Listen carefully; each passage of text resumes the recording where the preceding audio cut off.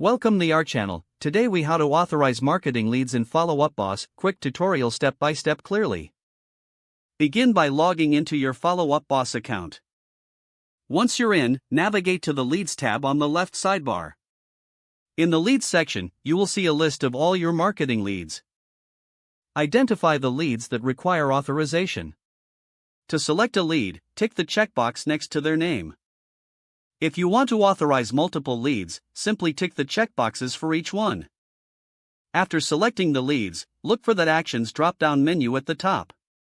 Click on that Actions menu to display the available options.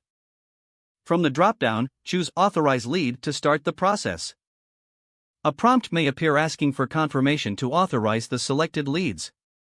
Confirm your action to proceed with the authorization. Once confirmed, the leads will be updated in the system. You should now see a status change indicating that the leads are authorized.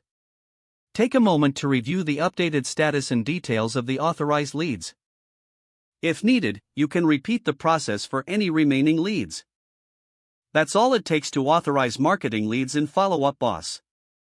If the page does not load, refresh the browser or try again in a private or incognito window. Make sure you are using the correct email address, then retype it carefully to avoid small typos. If your password is not accepted, use the reset option and create a new strong password you can remember. Check your spam folder for verification or security emails, then complete any requested confirmation steps. Enable two-factor authentication if available to improve account security and reduce unauthorized access risk. After signing in, review your profile details so your contact information and settings are accurate and current. If you see an error message, note it down and try again after restarting your device and internet connection. Log out when you finish, especially on shared devices, to keep your account and payment information secure. If the page does not load, refresh the browser or try again in a private or incognito window. Make sure you are using the correct email address, then retype it carefully to avoid small typos. If your password is not accepted, use the reset option and create a new strong password you can remember.